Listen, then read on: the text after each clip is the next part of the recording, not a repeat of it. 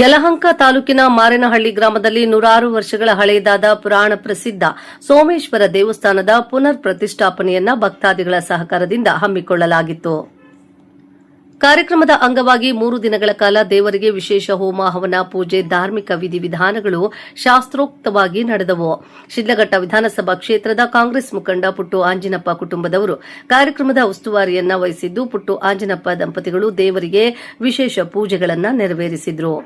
ಈ ಸಂದರ್ಭದಲ್ಲಿ ಮಾತನಾಡಿದ ಕಾಂಗ್ರೆಸ್ ಮುಖಂಡ ಪುಟ್ಟು ಆಂಜಿನಪ್ಪರವರು, ನಮ್ಮ ಮಾರೇನಹಳ್ಳಿ ಗ್ರಾಮದಲ್ಲಿ 106 ವರ್ಷಗಳ ಹಳೆಯದಾದ ಸೋಮೇಶ್ವರ ದೇವಾಲಯವನ್ನು ತುಂಬಾ ಪ್ರಾಚೀನ ಕಾಲದ ಶೈಲಿಯಲ್ಲಿ ನಿರ್ಮಿಸಿದ್ದು, ಒಂದು ಬ್ರಾಹ್ಮಣ ಕುಟುಂಬವು ನಿರ್ವಹಣೆ ಮಾಡುತ್ತಿತ್ತು. ಇಲ್ಲಿನ ಸೋಮೇಶ್ವರ ಹಾಗೂ ವೇಣುಗೋಪಾಲ ಸ್ವಾಮಿಯ ದರ್ಶನ ಪಡೆದರೆ ಕಂಕಣ ಭಾಗ್ಯ, ಸಂತಾನ ಭಾಗ್ಯ, ಆರೋಗ್ಯ ಭಾಗ್ಯ ಲಭಿಸುತ್ತದೆ ಎಂದು ತಿಳಿಸಿದರು. ಮಾರೇನಹಳ್ಳಿ ಗ್ರಾಮದಲ್ಲಿ ಇವತ್ತಿನ ದಿನ ಸೋಮೇಶ್ವರ ಸ್ವಾಮಿ ಮತ್ತು ವೇಣುಗೋಪಾಲ ಸ್ವಾಮಿ, ಅಯ್ಯಪ್ಪ ಸ್ವಾಮಿ, ಸುಬ್ರಹ್ಮಣ್ಯ ಸ್ವಾಮಿ, ವಿಘ್ನೇಶ್ವರ ಮತ್ತು ನವಗ್ರಹಗಳ ಪುನರ್ ಪ್ರತಿಷ್ಠಾಪನಾ ಮಹೋತ್ಸವ ಕಾರ್ಯಕ್ರಮನ ಇವತ್ತು ನಮ್ಮ ಗ್ರಾಮದ ಎಲ್ಲ ಕುಟುಂಬಗಳ ಸಹಕಾರ, ಮುಖಂಡರ ಸಹಕಾರದಿಂದ ಕಳೆದ 3 ದಿನಗಳಿಂದಲೂ ಸಹ ಬಹಳಷ್ಟು ಅಚ್ಚುಕಟ್ಟಾಗಿ ದೇವಸ್ಥಾನದ ಪುನರ್ ಪ್ರತಿಷ್ಠಾಪನಾ ಕಾರ್ಯಕ್ರಮ ಪೂಜಾ ವಿಧಿವಿಧಾನಗಳ ಪ್ರಕಾರ ಚೆನ್ನಾಗಿ ಮೂಡಿ ಬಂದಿದೆ. ಈ ಒಂದು ದೇವಸ್ಥಾನನ ಈ ಮಾರೇನಹಳ್ಳಿ ಗ್ರಾಮದ ಅನ್ನದಾನಪುರ ಅಂತೇಳಿ ಒಂದು ಬ್ರಾಹ್ಮಣ ಕುಟುಂಬದವರು ಈ ನಮ್ಮ ಊರಿಗೆ ಈ ಭವ್ಯವಾದಂಥ ದೇವಸ್ಥಾನನ ಕಟ್ಟಿ ನಮಗೆ ಸಮರ್ಪಣೆ ಮಾಡಿರೋಂಥದ್ದು. ಅವ್ರು ಕಟ್ಟಿದಂಥ ದೇವಸ್ಥಾನನ ಮತ್ತೆ ನಾವು ಒಂದಷ್ಟು ಪುನರ್ ಜೀರ್ಣೋದ್ಧಾರ ಮಾಡಿ, ಒಂದಷ್ಟು ಸುಣ್ಣ ಬಣ್ಣ ಮಾಡಿ, ಗುಡಿಗೋಪುರನ್ನೆಲ್ಲ ಬಣ್ಣ ಮಾಡಿ, ಈ ದೇವಸ್ಥಾನದಲ್ಲಿ ಸಣ್ಣ ಪುಟ್ಟ ಮದುವೆ, ನಾಮಕರಣ ಈ ಥರ ಒಳ್ಳೆ ಶುಭ ಕಾರ್ಯಗಳೆಲ್ಲ ಆಗಲಿ ಅಂತೇಳಿ ಈ ಥರ ಮೇಲ್ಛಾವಣಿ ಎಲ್ಲ ನಿರ್ಮಾಣ ಮಾಡಿ, ಗ್ರಾನೈಟ್ ಹಾಕಿ ಒಂದಷ್ಟು ಹೊಸದಾಗಿ ಗುಡಿಗಳನ್ನೆಲ್ಲ ನಿರ್ಮಾಣ ಮಾಡಿ ಎಲ್ಲರನ್ನೂ ಕರೆದು ದೇವರ ಅನುಗ್ರಹ ಪಾತ್ರ ಆಗಬೇಕಂತ ಕರೆದಿದ್ವಿ. ಎಲ್ಲರೂ ಸಹ ಭಕ್ತಾದಿಗಳು ಎಲ್ಲ ಗ್ರಾಮಗಳಿಂದಲೂ ನಾವು ಆಹ್ವಾನಿಸಿದ್ವಿ. ಅದನ್ನೆಲ್ಲ ಕರೆದಿದ್ವಿ. ಎಲ್ಲರೂ ಬಂದು ದೇವರ ದರ್ಶನ ಪಡ್ಕೊಂಡು ಪ್ರಸಾದ ತೊಗೊಂಡು ಹೋಗಿದ್ದಾರೆ. ಅವ್ರಿಗೆಲ್ಲರಿಗೂ ಸಹ ಭಗವಂತ ಸೋಮೇಶ್ವರ ಸ್ವಾಮಿ, ವೇಣುಗೋಪಾಲ ಸ್ವಾಮಿ ಒಳಿತು ಮಾಡಲಿ ಅಂತೇಳಿ ಶುಭ ಕೋರ್ತೀನಿ. ಮತ್ತು ಈ ಒಂದು ಮಹತ್ ಕಾರ್ಯದಲ್ಲಿ ಕೈ ಜೋಡಿಸಿದಂಥ ನಮ್ಮ ಗ್ರಾಮಸ್ಥರು, ಗ್ರಾಮದ ಪ್ರತಿ ಕುಟುಂಬದವರು, ಎಲ್ಲ ನಮ್ಮ ಮುಖಂಡರು, ವಿಶೇಷವಾಗಿ ನಮ್ಮ ಗ್ರಾಮದ ಯುವಕರು ಎಲ್ಲರೂ ಸಹ ಕೈ ಜೋಡಿಸಿ ಇಷ್ಟೊಂದು ಅಚ್ಚುಕಟ್ಟಾಗಿ ಒಗ್ಗಟ್ಟಾಗಿ ಮುಂದೆ ಬರೋದಕ್ಕೆ ಸಹಕಾರನ ಕೊಟ್ಟು ಜವಾಬ್ದಾರಿ ತಗೊಂಡು ಮಾಡಿರ್ತಾರೆ. ಆ ನಿಟ್ಟಿನಲ್ಲಿ ಈ ಒಂದು ಶುಭ ಕಾರ್ಯಕ್ಕೆ ಕೈ ಜೋಡಿಸಿದಂಥ ಎಲ್ಲರಿಗೂ ಸಹ ದಾನಿಗಳಿರ್ಬೋದು, ಗ್ರಾಮದ ಎಲ್ಲ ಮುಖಂಡರಿರ್ಬೋದು, ಗ್ರಾಮದ ಕುಟುಂಬಗಳಿರ್ಬೋದು, ಪ್ರತಿಯೊಬ್ಬರಿಗೂ ಸಹ ನಾ ಭಗವಂತ ಸೋಮೇಶ್ವರ ಒಳ್ಳೇದು ಮಾಡಲಿ, ಕಾಪಾಡಲಿ ಅಂತೇಳಿ ನಾನು ತಮ್ಮ ಮುಖೇನ ಶುಭ ಕೋರ್ತಾ ಇದ್ದೀನಿ. ಧನ್ಯವಾದಗಳು ಸರ್. ಇಷ್ಟು ವರ್ಷಗಳ ಹಳೆ ದೇವಸ್ಥಾನ ಸರ್ ಇದು? ಸುಮಾರು ಒಂದು 100 ವರ್ಷಕ್ಕೂ ಹೆಚ್ಚು ಹಳೆಯದು ಅಂತ ಹೇಳ್ತಾರೆ. ಸುಮಾರು 1925-30ರಲ್ಲಿ ಕಟ್ಟಿರ್ಬೋದು ಅಂತ ನಮಗೆ.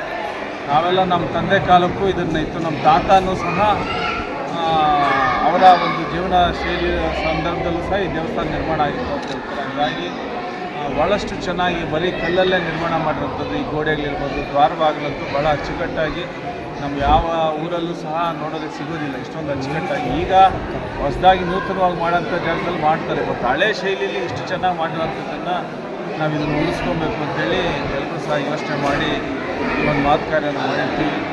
ದೇವರು ಇದನ್ನು ನಡೆಸ್ಕೊಂಡು ಹೋಗಲಿ, ಎಲ್ಲರೂ ಸಹಕಾರ ಕೊಡಲಿ ಮುಂದೆ ಅಂತೇಳಿ ನಾನು ಕೇಳ್ತೀನಿ. ಸರ್, ಸ್ಥಳ ಪುರಾಣ ಬಗ್ಗೆ ಸ್ವಲ್ಪ ಹೇಳಿ ಸರ್. ಇದು ನೋಡಿ, ಸುಮಾರು ಒಂದು 140 ಅಡಿಗೆ 100 ಅಡಿಯಷ್ಟು ವಿಸ್ತೀರ್ಣವಾದಂಥ ಜಾಗ. ಈ ಜಾಗನ ನಮ್ಮೂರು ಶಾನ್ಭೋಗರು ಅಂದಾನಪ್ಪನವರು ಅಂತೇಳಿ ಅವರು ಈ ಜಮೀನನ್ನ ಗ್ರಾಮಕ್ಕೆ ಅಂತ ಮೀಸಲಿಟ್ಟು ಇದರಲ್ಲಿ ದೇವಸ್ಥಾನ ನಿರ್ಮಾಣ ಮಾಡಿ, ಈ ದೇವಸ್ಥಾನ ನಿರ್ಮಾಣ ಮಾಡಬೇಕಾದ್ರೆ ಮಾರೇನಹಳ್ಳಿ ಇಲ್ಲಿ ಬಂಡೆ ಇರೋಂಥದ್ದು, ಆ ಬಂಡೆ ಕಲ್ಲನ್ನು ಹೆಚ್ಚು ಕಾಂಪೌಂಡಿಗೆ ಬಳಸಿರೋಂಥದ್ದು. ಮತ್ತು ಕಂಬಗಳೆಲ್ಲನೂ ಸಹ ಒಂದು ವಾಸ್ತುಶಿಲ್ಪಿ ಶಿಲೆಯಿಂದ ಕೂಡಿರೋಂಥದ್ದು, ಕೆತ್ತನೆ ಮಾಡಿರೋಂಥದ್ದು ನಮ್ಮ ಗರ್ಭಗುಡಿ ಎಲ್ಲನೂ ಸಹ ನೋಡ್ಬೋದು. ಹಾಗಾಗಿ ಭಾಳಷ್ಟು ಐತಿಹ್ಯ ಇರೋಂಥದ್ದು, ಇತಿಹಾಸ ಇರೋಂಥ ದೇವಸ್ಥಾನ. ಇಲ್ಲಿ ಸೋಮೇಶ್ವರನ ಮತ್ತು ವೇಣುಗೋಪಾಲ ಸ್ವಾಮಿ ದರ್ಶನ ಮಾಡಿಕೊಂಡ್ರೆ ಸಾಕಷ್ಟು ಒಳ್ಳೆಯ ಕೆಲಸಗಳಾಗ್ತದೆ.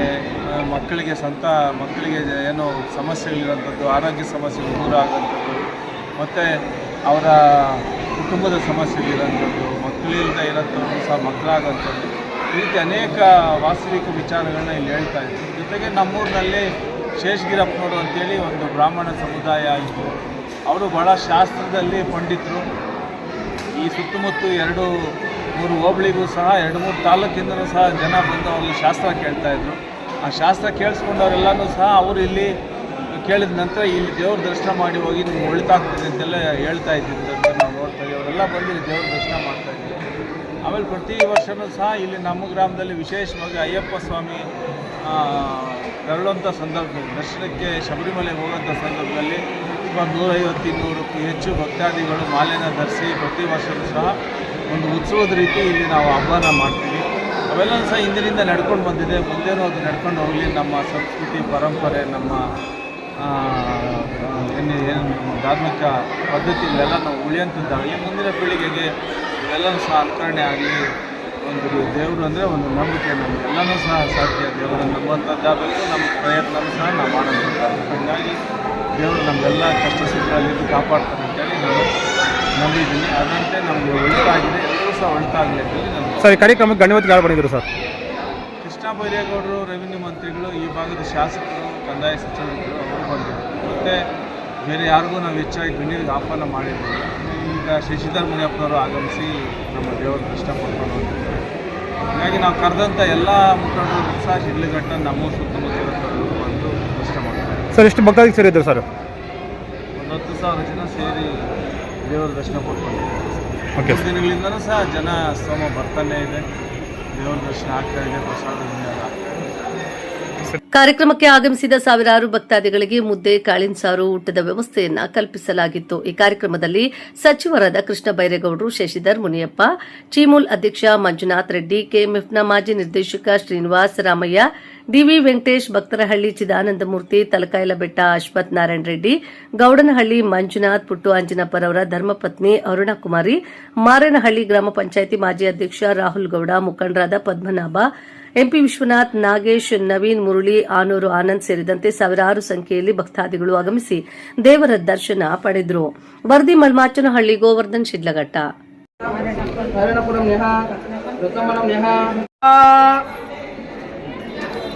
ಓಂ ಪ್ರಕೃಷ್ಟ ಪಾಪನಾಶಾಯ ಪ್ರಕೃಷ್ಟ ಬಲಸಿದ್ಧಯೇ ಪ್ರದಕ್ಷಿಣ